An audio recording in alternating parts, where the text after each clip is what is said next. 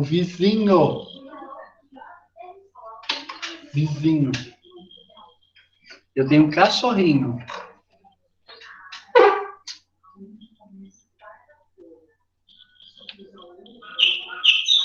Olha lá.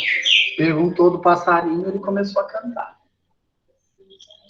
Gente, deixa eu falar uma coisa. É aqui tudo bem rápido, uma coisa bem importante. Eu percebi que teve gente que não prestou atenção na nossa última aula e não assistiu o meu vídeo. Porque eu falei o quê? Eu vou mandar o conteúdo, vocês dêem uma lida e 20 horas a gente faz uma live. Eu tive milhões de mensagens, não tenho problema com as mensagens.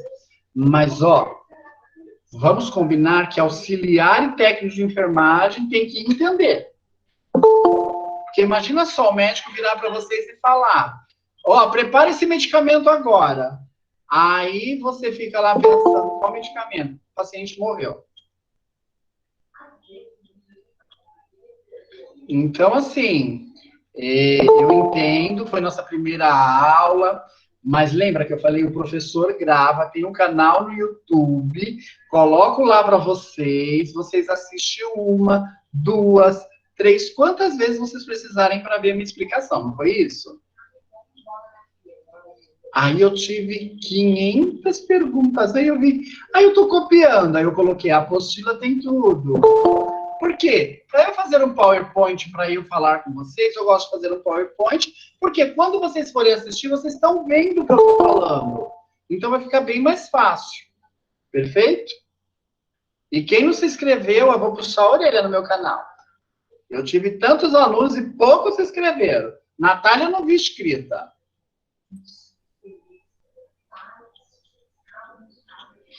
Tá? Hoje a nossa dinâmica vai ser bem melhor.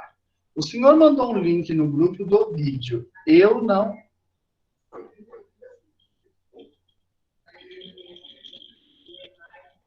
O senhor mandou um link no grupo do vídeo. Eu não vi, perdão, não tem problema. Depois vocês entram depois para olhar. Então, meus amores, sempre eu vou mandar a aula antes e vou marcar o horário. E agora, no final das nossas aulas, tem atividade. Vocês viram? Aquela atividade não é para agora. A atividade que vocês vão fazer pelo Google Forms, que eu vou mandar por aqui, é hoje. Professor, o senhor não gosta da gente. Eu amo vocês. Ó. Vamos falar que agora começou as aulas? Vamos falar que agora deu início? Saudade. Então, hoje nós vamos ter. Aí, sabe como vai ser? Eu vou mandar pelo Google Forms, vocês vão digitando, vão escrevendo. Quando vocês enviarem, eu recebo e já coloco a notinha de vocês. Olha que lindo! Todas as nossas aulas vai ser assim. Termino de explicar, tem uma atividade com pontuação. Pode falar que vocês continuam me amando. A Aline está ali quase morrendo, tendo um filho, sem estar grávida. Natália também está falando, ai Jesus, aonde que eu fui amarrar meu jegue? Luana está ali, ai Jesus, amado. Esse homem é louco, né? Não te amo mais, professor. Ai, que coisa feia. Gente, eu queria começar a nossa aula falando um pouquinho de umas coisas importantes que está acontecendo, né? Aí no mundo, né? Uma coisa é a Covid, que nós temos que enfrentar. Agora, uma coisa que eu tô muito triste, eu falei para vocês que eu sou professor da Uninove também. E hoje eu recebi a notícia que uma aluna minha, o namorado, fez feminicídio com ela. Ele matou ela, né? Uma enfermeira super inteligente, né? Ela foi minha aluna em 2017 e eu fiquei muito triste com isso, né? E ontem no Fantástico, né? O idoso que estava estavam batendo, e, sabe, quando eu resolvi cuidar, eu tenho que saber disso, eu tenho que saber cuidar. Eu tenho que ter amor. E outra coisa, meninas, não entrem num relacionamento abusivo. Vocês são jovens. Quando viu, começou a mandar em vocês, ó, cai fora. Ninguém morre de amor, não. Um amor cura o outro. Começou a falar mais grosso com vocês, não é pai nem mãe de vocês. Eles têm que ter respeito. A gente não pode deixar acontecer isso. Então, assim, pense duas vezes. É triste demais. E aquela criança também acorrentada. Vocês viram que coisa no Fantástico? Olha como está o mundo, gente. Acorrentado pelo pai. Então, a gente tem uma história muito grande e difícil, né? E aí vocês vão passar por isso. Né? Olha que triste. Vocês imaginam, vocês lá na UBS de vocês, trabalhando, e vocês do nada, quem é agente comunitário, passa e vê uma criança num quadradinho pequeno, olhando para baixo, você vai achar que ele está brincando. Não, ele está acorrentado. Né? O que eu devo fazer? Então, isso é saúde pública, é pensar no outro, é pensar o que eu vou fazer. Né? É o conselho tutelar, né? Com certeza. O conselho tutelar já sabia. E por que o conselho tutelar não foi dentro dessa casa, não acionou a polícia, não acionou o Ministério Público e tudo aquilo? Porque o pai era traficante? Então nós vamos se deparar com isso, gente. Nós vamos se deparar. Então eu deixo aqui, nesse primeiro momento da nossa primeira conversa, é um pensamento. A gente tem que ter empatia. Nós temos que se colocar no lugar do outro. O que eu não quero para mim, eu não quero para vocês. Então, vamos pensar que tipo de técnico, que tipo de auxiliar nós queremos ser. Conivente a essas coisas, né? Então, é uma tragédia em cima de outra, né? E a gente acaba se sensibilizando, ficando triste e chateados. E nós precisamos empatia em primeiro lugar, Aline, perfeito. Se colocar, ser holístico, se colocar no lugar do outro. E eu quero sim, quero encontrar com vocês no hospital, quero ver vocês no hospital se colocando no lugar do outro. Sabe por quê? Porque a máquina, porque a máquina corrompe. Sabe por quê? Uma colega de vocês trabalhando no mesmo hospital vai falar: ai, você é nova, agora você é nova. Mas você está tratando isso daqui uns 3 anos, eu quero ver se você vai tratando assim, depois de tanto levar. Gente, independente, nem todo paciente é igual ao outro. Né? Hoje nós temos violência obstétrica. Quais são as violências obstétricas? É quando nós vamos falar assim, tchau, mãezinha, até o ano que vem. É uma violência obstétrica. Ela tem direito de fazer quantos filhos ela quiser. Na hora de fazer, não gritou. Agora aqui está gritando. Ela tem o direito de gritar. Ela tem o direito de sentir prazer na hora da cama e sentir a dor para ter o filho, independente de qualquer coisa. Ela casou, independente dela como tem um filho. Então, quando a gente se fala, me põe no lugar do outro. Eu sou holístico, eu tenho que ser holístico. Eu tenho que me colocar no lugar da Natália, da Paula, da Sheilane, da Luana, da Aldisa, do Carlos, que está aí, está uma menina, é a... Então, assim, eu tenho que me colocar. Perfeito.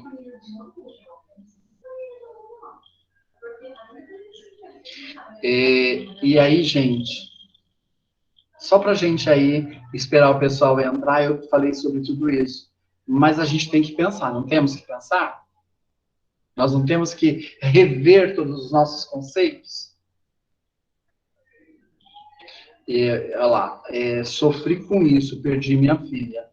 O Forbes, professor, é outro problema. É outro problema.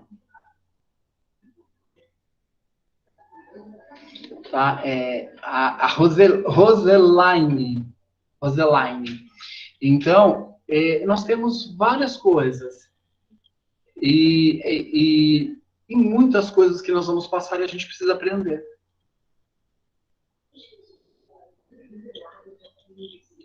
Com certeza.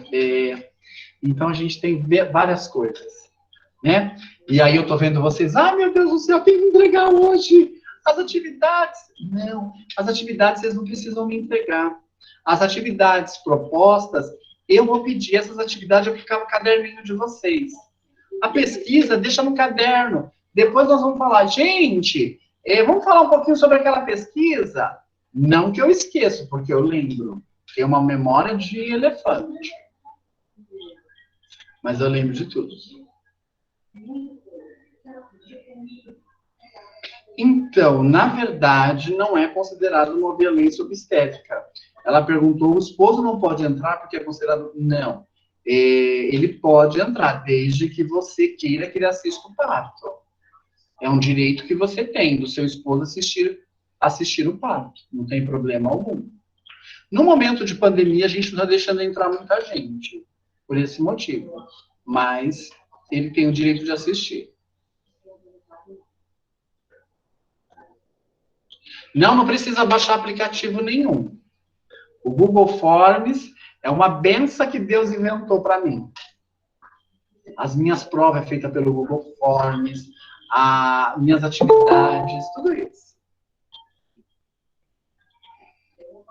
E aí, o gostinho de quero mais. Da sexta, ficou sexta, sábado, domingo. Hoje vai ter aula com o professor de novo.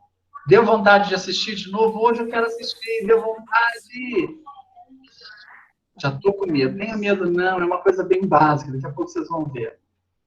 E hoje nós vamos falar aí sobre a história cronológica, né, da nossa saúde pública, né?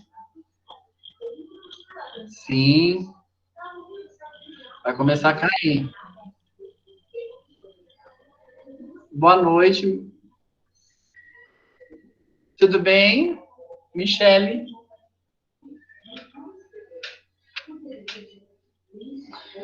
E agora a gente vai apresentar o nosso PowerPoint. E vamos conversar. Fizeram anotação, como eu pedi? Gente, vamos fazer anotação! Porque vocês dão uma lida, tem dúvida. Hoje não vai ter, porque é mais falar sobre a saúde, o desenvolvimento da saúde pública, né? Lembrando que agora eu não consigo ver chat. Se alguém pedir para entrar, eu adiciono. Agora vocês vão ver minha tela.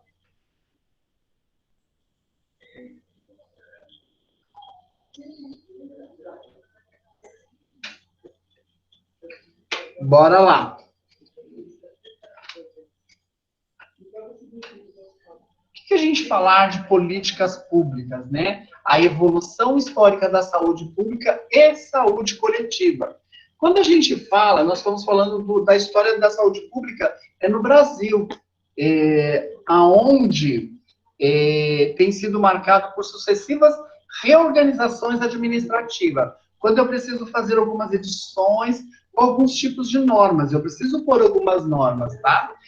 Da instalação da colônia da década de 1930, as ações eram desenvolvidas sem significativo de organização institucional. Então, quando eu penso aí, como que eu vou organizar? Como que vai ser aí? Então, deu início a uma série de transformação, ou melhor, foram criados e extintos diversos órgãos de prevenção e controle da doença. Em 1991, foi criada a Fundação Nacional de Saúde. Lembrando, então, que em 1991 foi criado a Fundação Nacional de Saúde. Isso aqui é bom a gente saber. Então, a gente podemos grifar aí. Isso aqui. Então, que em 1991, o que foi a história? Foi criada a Fundação Nacional de Saúde. Perfeito? Então, coloque aí quem vai escrever.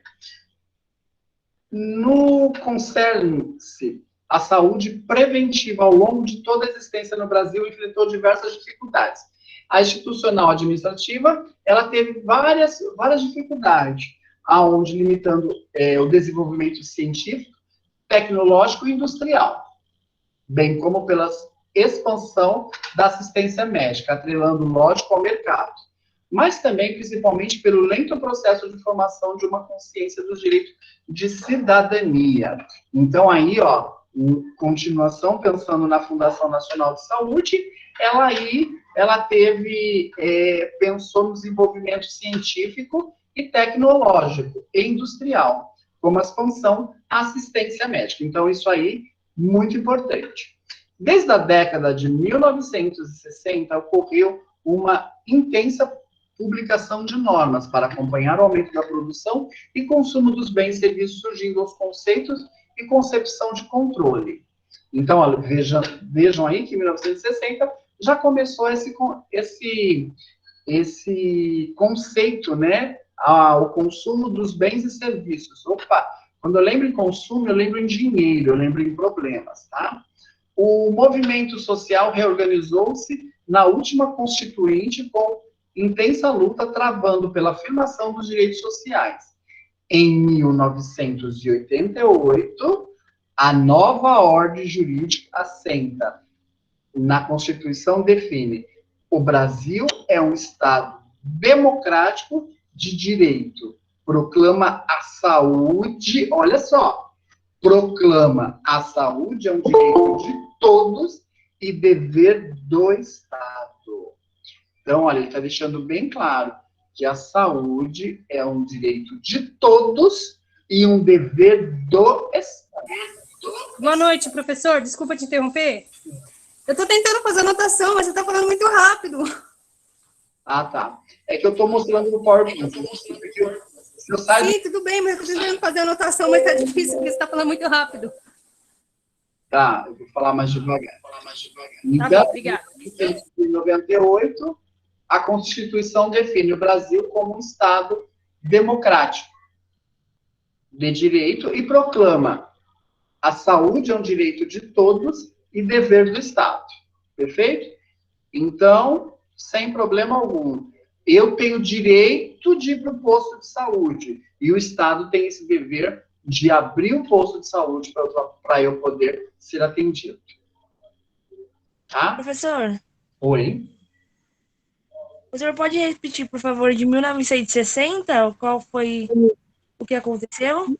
Eu não consegui acompanhar. Olha aqui, ó, o aumento da produção e consumo dos bens e serviços. Isso aqui, ó.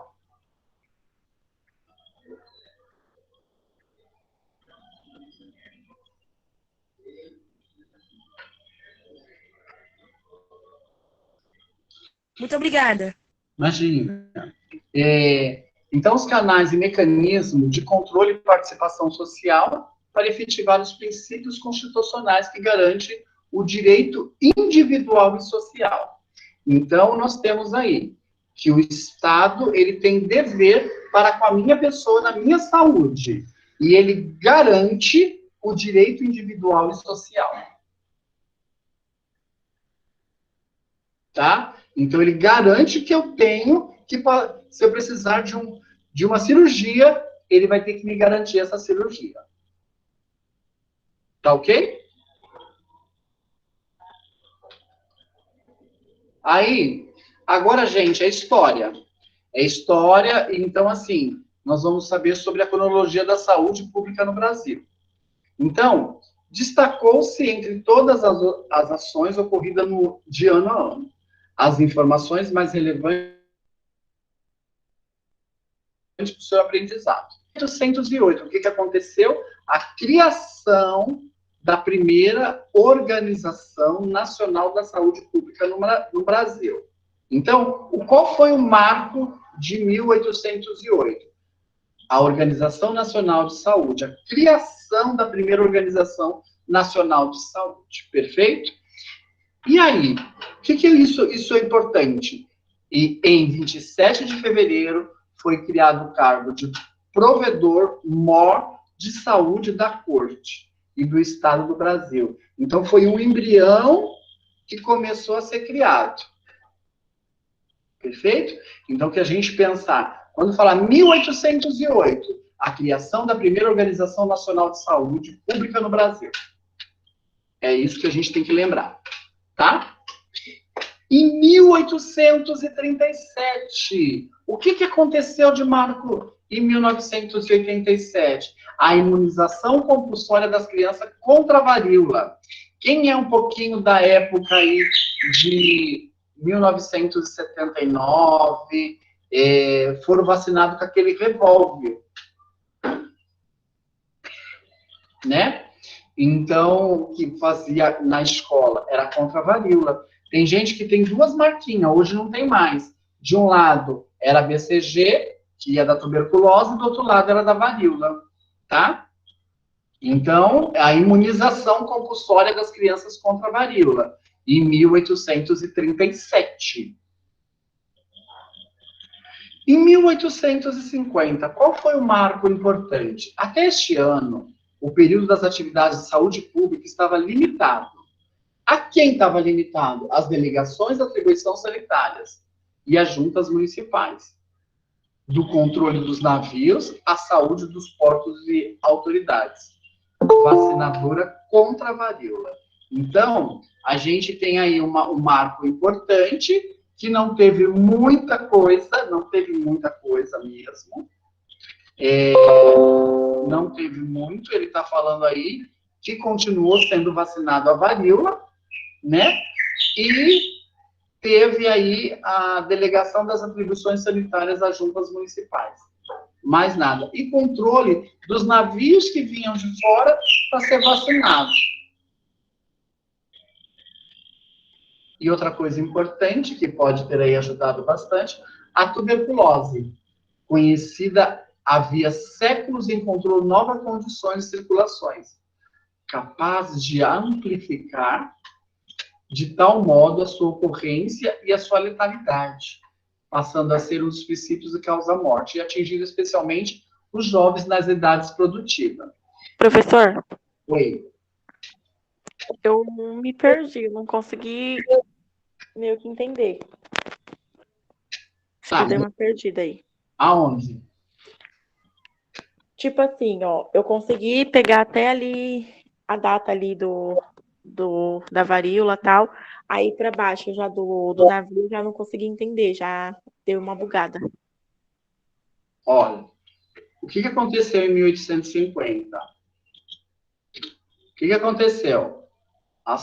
Até este ano, o período nas atividades de saúde pública estavam limitados. Lembrando que a varíola foi uma coisa importante. Então, continua a varíola. O que deu um up foi que a tuberculose não conseguiu aí nada para ser ajudado. Então, passando a morrer gente por causa da tuberculose em 1850. Então, aonde nós tínhamos lá em, como chama?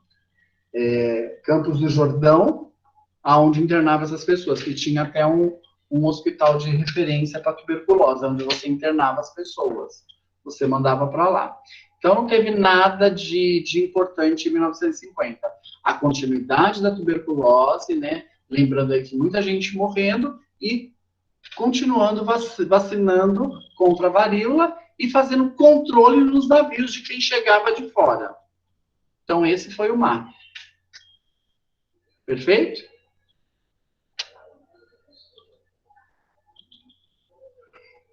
Posso ir para o próximo? Pode sim, professor. Desculpa, travou aqui meu celular. Imagina, 1878. Agora sim, ó.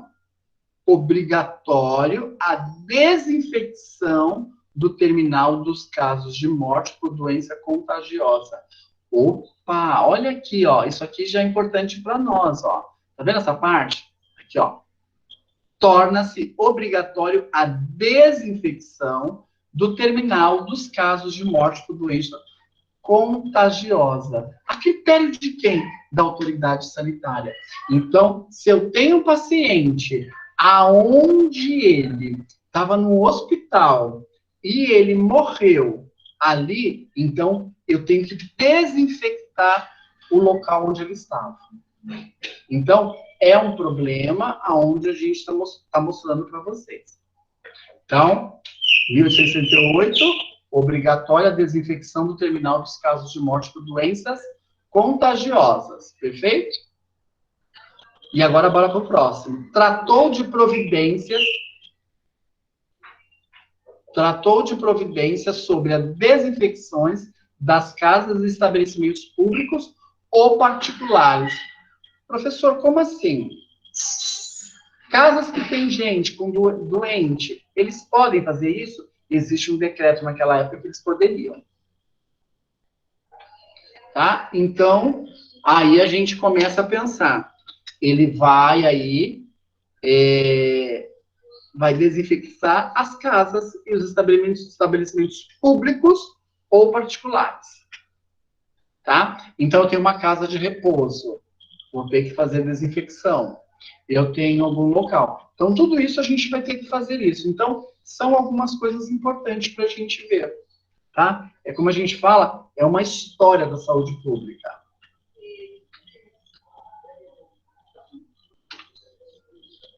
Em 1903, quem falou que leu sobre Oswaldo Cruz?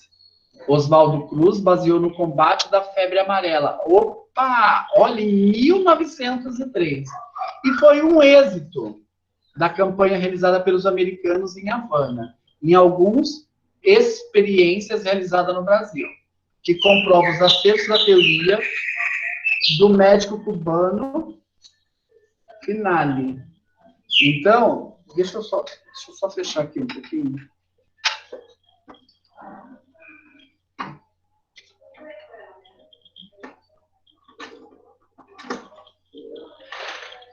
Pronto, desculpa.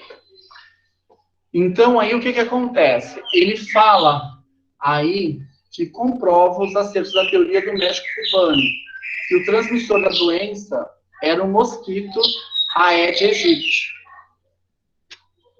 E na época conhecido como estagonia fasciata, ou Culex Aedes aegypti.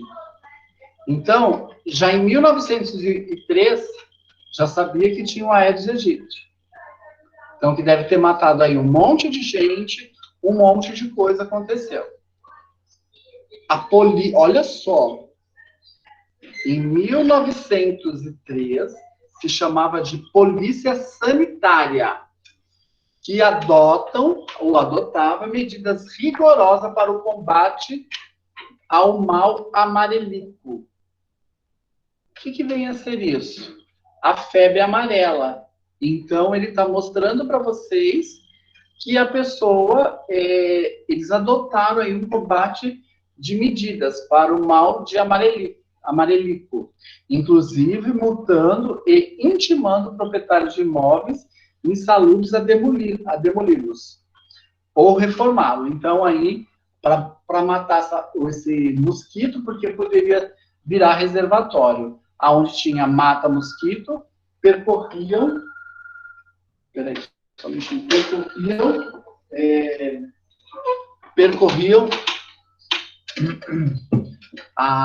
limpando as calhas e telhados, exigindo a providência para a proteção das caixas d'água, colocando o petróleo em ralos e bueiros e acabando com o depósito de larva dos mosquitos. Então, Oswaldo Cruz, ele foi muito importante, que ele combateu a febre amarela, achando ainda que amarelítico seria pelo Aedes aegypti, né? E aí ele começou a ver. Na área de foco, expurgavam as casas pela queima de enxofre e piretro e providenciaram o isolamento domiciliar dos doentes ou sua remoção para os hospitais de São Sebastião. Tá? Então, começa a acontecer tudo isso. Numa época em que ainda se acreditava que a maior parte da doença era provocada pelo prelicenciais, a ideia de se pagar rapagões para caçar o mosquito, como dizia a revista, então só poderia provocar risos. Porque as áreas Não tinha problema nenhum. Eu não consigo aí ter como que eu posso explicar? Jogar enxofre para matar. Aquilo é tóxico, posso ter um problema. Tá? Então, olhando por isso. O jovem pesquisador bem que se atentou a alterar a opinião pública, fazendo publicar os conselhos ao povo, uma série de folhetos educativos. Então, ele começou a pensar em saúde pública. Ele começou a pensar, vou fazer folheto explicativo. Por que ele pensou nesse folheto explicativo? Porque se eu começar a colocar para uma pessoa que leia e entenda, vai passar para os outros, né? Então, aí começou a ter aí a saúde pública, né? Ou a saúde coletiva, ou educação em saúde. Mas enfrentava a oposição da grande parte da classe de mestre, que não acreditava na teoria de Finale. Aí, bora lá. Em seguida, Oswaldo Cruz iniciou a luta contra a peste bubônica, isso em 1903.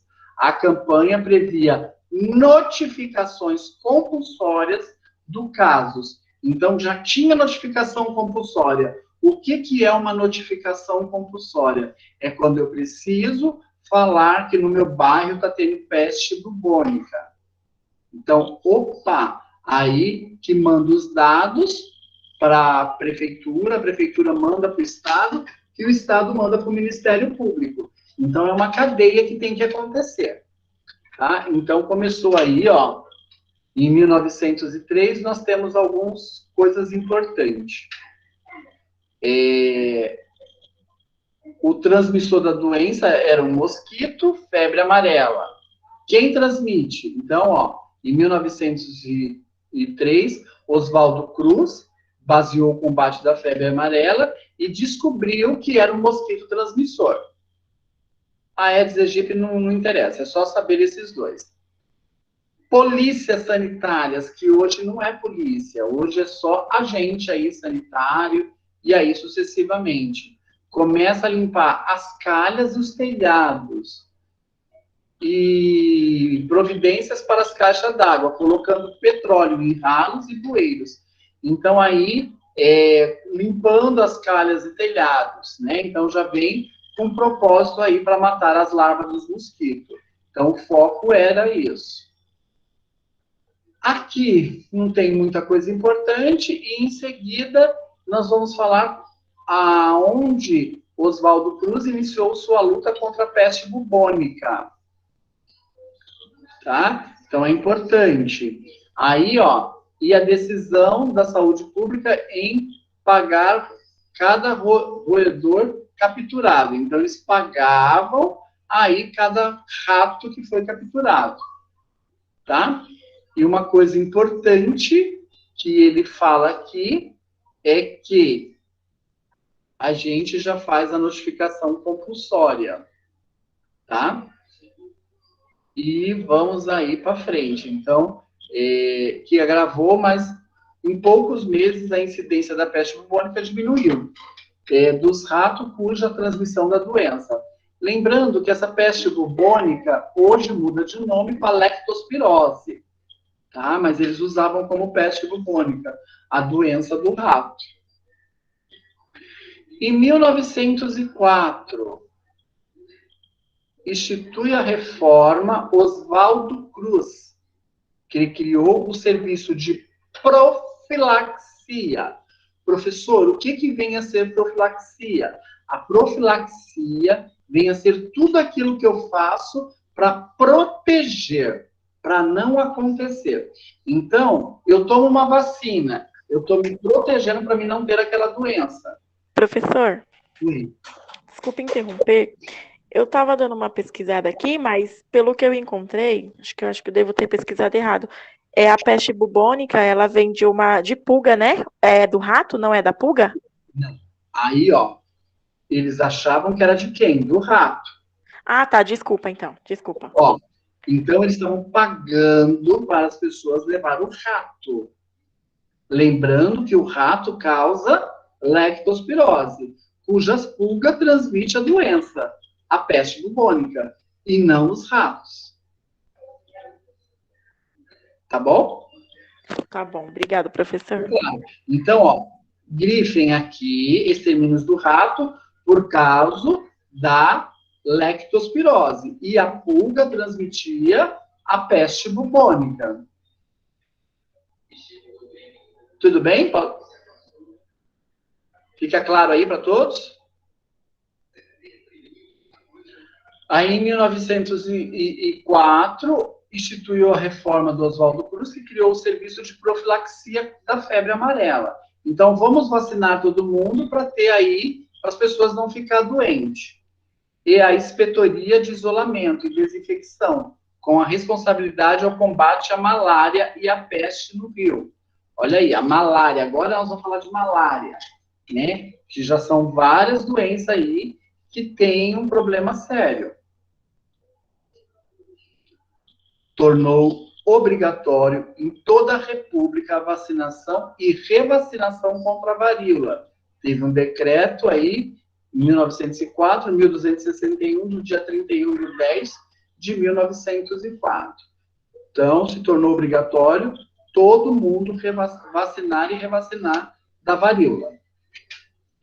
Na reforma de Oswaldo Cruz, foi criada a Diretoria-Geral de Saúde Pública, a qual destinava a atender os problemas de saúde da capital do país e prosseguir em defesa sanitária dos portos brasileiros. Então, nós temos aí aonde começa a Diretoria-Geral de Saúde Pública. Como é importante, tá? Em 1904, uma epidemia de varíola assolou a capital. Somente nos 5 primeiros meses, em 1800, pessoas foram internadas no Hospital de São Sebastião, embora uma lei prevendo a imunização compulsória das crianças contra a doença estivesse em vigor desde 1837. Ela nunca fora cumprida. Assim, em 29 de junho de 1904, o governo enviou ao Congresso o projeto restaurando a obrigatoriedade da vacina anti-varíola.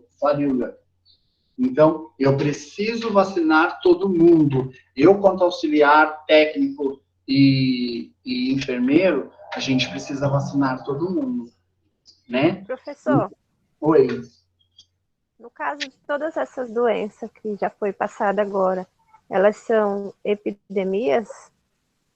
Pode ser epidêmicas, pode ser pandemia e pode ser um surto. Professor, Oi. uma pergunta. Aqui em 1904, está falando que voltou a ter a vacinação e a revacinação. Então, quando teve a primeira vacinação em 1837, desde lá para cá ficou imune. Aí depois que voltou tudo, né, da varíola. Nem todo mundo acreditava na vacina. Então, existiu aí a revolução da vacina, que nós vamos ver alguma coisa. Por isso que a gente fala que aí fez um decreto aonde vacinar todo mundo. É obrigatório. Professor, hoje em dia a vacinação da varíola, ela faz parte do calendário vacinal? Faz. Mas aí toma junto com outras vacinas. Mas nós vamos aprender isso nas vacinas, tá? Quando a gente for falar de vírus inativados, ativados, quais são as vacinas. Tá bom, obrigada. Essa doença foi erradicada no Brasil. Então, não é obrigatório. Tá? Tá, né? Eu perguntei porque eu nunca vi, né? Falar disso, de que eu tomava vacina. Ó, a obrigatoriedade da vacinação antivaríola. Então, é obrigatório você tomar vacina. Agora, não vai ser mais aleatório, você vai ter que tomar. Aí, vamos lá. Em 1907, a febre amarela estava erradicada. Então, eu não tenho mais problema de pessoas com febre amarela. Em setembro de 1907, o Congresso Internacional de Higiene e Demografia de Berlim, Oswaldo Cruz recebe a medalha do Congresso Internacional de Oi? A medalha de ouro pelo trabalho de saneamento do Rio de Janeiro. Então, ele ganhou uma medalha de ouro de Berlim, porque ele conseguiu erradicar a febre amarela. Perfeito? Em 1909, Carlos Chagas, vamos aí para um outro historiador. Carlos Chagas descobriu a doença provocada pelo Trypanosoma cruzi, que então passou a ser chamada doença de Chagas, aquele do coração grande. E aí existe um vetor, né? Existe aí o barbeiro, né? O primeiro caso identificado por Carlos Chagas foi de uma menina, Berenice, de 2 anos, moradora do município em Minas Gerais de La Sance, local onde o pesquisador instalou para combater a malária, entre os trabalhos e a Estrada de Ferro Central do Brasil. E até passou aí esse filme Central do Brasil, né? Então, ó, em 1909. Agora vamos para 1961. Então, se a gente for pensar aqui, foi descoberta a doença de Chagas pelo vetor Trypanosoma cruzi, tá? Em 1961, início da produção no Brasil da vacina liofilizada contra a varíola e substitui a tradicional em forma de linfa, pouco estável. Veja que hoje a gente recebe as linfas, né, para poder fazer a doença a vacina da coronavírus, né, precisa para trabalhar, porque não é pelo ovo. Então, olha já, em 1961, a vacina liofilizada contra a varíola. Então, aí só para vocês verem como as coisas aí vai mostrando para a gente, né? Então, é importante a gente conhecer. Porque como começou isso? Qual foi a história dessa doença? Qual foi a história disso? Vocês acabam conhecendo. Em 1962, institui a campanha nacional contra a varíola, coordenado pelo Departamento Nacional de Saúde, com a organização das operações de vacina em diversos estados, mediante a mobilização de recursos locais. E qual a importância também em 1962? 1962, teve a campanha nacional contra a varíola e o primeiro ensaio para a administração da vacina BCG intradérmica no Brasil, vacina para a tuberculose, para combater a tuberculose, em 1962. Olha que marco muito bom saber que a varíola teve uma campanha de vacina e também o primeiro ensaio da BCG intradérmica para BCG. Em 1971, a instituição, o Plano Nacional de Controle da Poliomielite, importante marco para a atividade da vacinação no país. Então, quando foi a primeira vacina de poliomielite? Em 1971. Projeto piloto no estado do Espírito Santo, que inclui estudo para avaliar a resposta sorológica. A vacina é para introduzir a metodologia nas campanhas estaduais realizada em um só dia. Por isso que tem o Zé Gotinha, né? E a criação da Central de Medicamentos, SEMI. Então, foi criado uma Central de Medicamento em 1971. Início da organização do sistema da produção e distribuição de medicamentos essenciais. Inclusive produtos imunológicos. Perfeito? Professor, Em o 1900. slide está aparecendo para a gente ou não? É só mesmo a explicação que o senhor está falando? Está aparecendo para vocês. Ai, não estou vendo. Você não está vendo? Deixa eu mexer aqui, não. Ah, e teve alguém que falou como você faz para ver. Só que eu não sei, você deve estar no celular. No seu vídeo, professor, no seu vídeo, lá em cima no canto direito, é como se fosse uma tarraxinha. Um botão com o desenho de uma tarraxinha azul. Clica nele que vai aparecer. Obrigado. Quem falou? Sabrina. Obrigado, Sabrina, por me socorrer. Imagina. Posso para a próxima? Em 1975, a realização da campanha nacional de vacina contra a meningite meningocócica. Aí nós tivemos outro marco. Qual o outro marco importante? Início e implantação em todo o país do sistema de registro de doses de vacina aplicada. Antigamente não se fazia, mas em 1975 aí eu tenho um espelho para saber se a pessoa tomou ou não tomou a vacina, tá?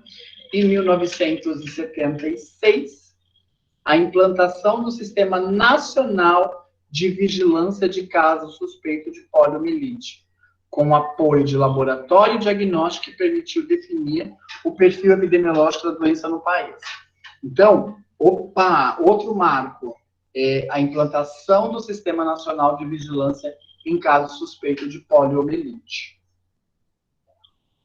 Isso foi aí um marco importante em 1976. A implantação do Sistema Nacional de Vigilância de Casos Suspeitos. E aí, em 1977, isso é muito importante, aprovação do modelo da caderneta de vacina. Opa, foi aprovada a caderneta de vacina. Agora não tenho aonde correr, eu tenho ocorrência dos últimos casos de varíola registrados no mundo. Então, nós tivemos em 1977 os últimos casos de varíola. Então, quando foi aí que está diminuindo? Em 1977. Aprovação da meta para imunizar todas as crianças do mundo até 1990 pela Organização Mundial de Saúde, a OMS. Né? Então, em todo mundo, nós temos que imunizar as crianças. Perfeito? Quem está mandando você para lá? A definição das vacinas obrigatória para os menores de 1 ano em todo o território nacional. Aí nós temos uma portaria ministerial. Em 1986, aprovou o plano de ação para erradicação da poliomielite no Brasil. Então, eu quero erradicar, né, em 1986, vamos erradicar a poliomielite, para as crianças não terem. Criação do personagem símbolo da erradicação da poliomielite, o Zé Gotinha, e publica o documento A Marca do Compromisso. Então, hoje nós temos o Zé Gotinha, em 1986. E aí, gente, em 1989, eu tinha 20 anos, a ocorrência do último caso da poliomielite no Brasil. Então, quando a gente vai falar um pouquinho que foi o último caso da poliomielite no Brasil, em nível internacional, a saúde pública é coordenada pela Organização Mundial de Saúde, a OMS, que é composta atualmente por 194 países. O órgão consiste em uma agência especializada da ONU, Organização Nacional Unidas, que trabalha lado a lado com o governo do país para aprimorar o quê? A prevenção, falamos isso antes, prevenção e o tratamento das doenças, além de melhorar a qualidade do ar, da água e da comida. Então, eles já tinham esse plano lá na frente que a gente começou a falar aí na nossa aula anterior, lembram?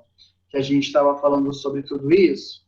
Então, ele já fala para a gente essa importância, né, que nós temos. Que, além de melhorar a qualidade do ar, da água e da comida. No Brasil, agora bora lá. No Brasil, a saúde pública está prevista na Constituição Federal como um dever do Estado. Tem um artigo, graças a Deus, meu Deus, o artigo foi colocado, o artigo 196. Professor, esse artigo é importante, é muito saber que em 1989 ou seja, um direito que deve ser garantido de forma homogênea aos indivíduos a fim de assegurar o exercício dos direitos fundamentais. Opa, yes, conseguimos. Então, ele fala que a Constituição de 1988 foi a primeira a tratar a saúde como pauta política. Antes dela, não havia legislação que sujeitasse o poder público a investir na área. Então, bora lá pensar um pouquinho. Pensando aí um pouquinho, ele fala para mim, com o objetivo de garantir esse direito, a Constituição atribui à União, aos estados e ao Distrito Federal e aos municípios a competência de cuidar da saúde pública. Então, fica aí as 3 esferas que tem que cuidar. O Estado, o Distrito Federal e os municípios têm que cuidar da saúde pública no Brasil. Isso significa que dentro do sistema único, cada esfera do governo terá um órgão responsável por executar e administrar o serviço destinado à saúde do local. Opa, graças a Deus! Aonde acontece a saúde pública no Brasil. Gira em torno dos seguintes princípios previstos na lei orgânica. Então, na lei orgânica, nós vamos ter que ter universalidade de acesso ao serviço de saúde em todos os níveis de assistência, primária, secundária, terciária e quaternária. Então, universidade, então tem que ser universal, tá? Integralidade e assistência, tem que dar integralidade para todo mundo, independente da cor, isso e aquilo, e gênero, e aí sucessivamente. E preservação da autonomia da pessoa na defesa da sua integridade física e moral. Independente do que você seja, eu tenho que te atender. Igualdade na assistência à saúde. Eu posso ser pobre, eu vou ter o mesmo atendimento que um rico. Não aberto a confusões.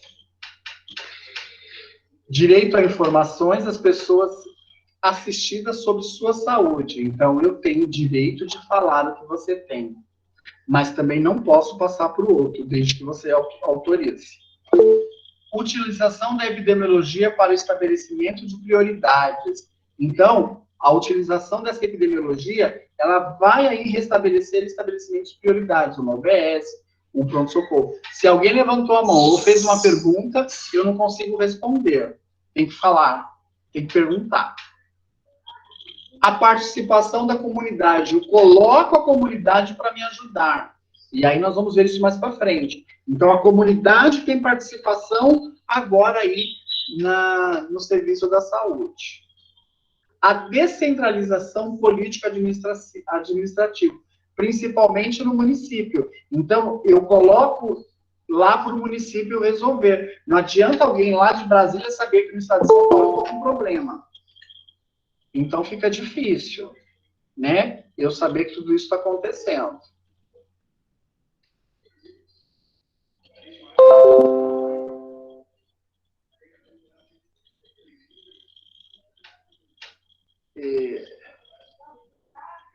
Integração entre saúde, meio ambiente e saneamento básico. Para a gente aí saber, lembrando que eu preciso ter uma integração sobre a saúde entre o meio ambiente e saneamento básico. Eu preciso de tudo isso. Conjugação dos recursos da União, do Estado, do Distrito e dos municípios. Tudo isso tem que acontecer gradativamente. O Distrito Federal tem que passar verba, o Estado e os municípios, para a gente poder ser atendido. A capacidade de resolução dos serviços em todos os níveis de assistência, primária, secundária, terciária e aí sucessivamente. Eu tenho que ser atendido nos 4 âmbitos. Organização do atendimento público específico e especializados para as mulheres, vítimas de violência doméstica em geral, que garantam, entre outros, o atendimento, acompanhamento psicológico, cirurgias plásticas e reparadoras. Com exceção do último princípio que foi inserido na lei apenas em 2017, essas são baseadas em saúde pública no país desde 1990, quando a lei orgânica de saúde entrou em vigor. Perfeito? Então, a gente vê tudo isso. Isso acontece? Deveria acontecer. Isso tem que acontecer? Deveria acontecer. O SUS é maravilhoso quando a gente fala. E aí, eu vi muitas brigas. Exercício de fixação. Tá? Faça uma pesquisa sobre a peste bubônica. Material de apoio, o aluno poderá consultar a cronologia completa por aqui, ó. Vai conhecer. Tá?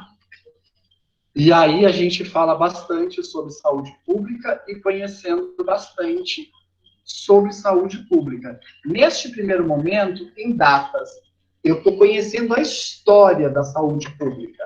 Eu estou vendo como começou, quando começou, e vocês viram que o SUS não é tão velho.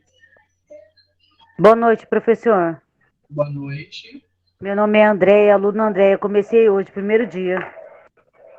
Nossa aula também começou na sexta. Então, eu gravo as aulas e você pode assistir depois das minhas aulas no YouTube, que eu coloco geralmente para os alunos. Certo. Aí o que você perdeu, você pode assistir.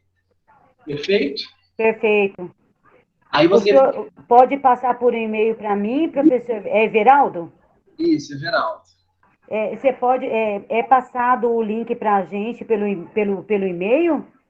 Não, o link que eu passo para vocês é lá pelo grupo. Certo. No WhatsApp, então, né? Desse jeito. Certo, beleza. Ok. Meu e-mail eu acabei de pôr aí, tá? Tá bom, então. Te agradeço.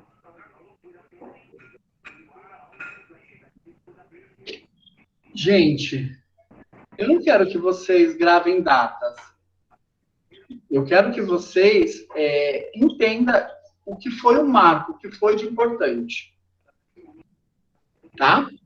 Então, visualizando tudo isso, a gente vai ver daí o que vai poder fazer. Sobre todas essas... Professor. Oi. Licença, deixa eu te falar uma coisa. Eu não consegui fazer anotações e para responder as questões tem que anotar essas datas que você estava falando?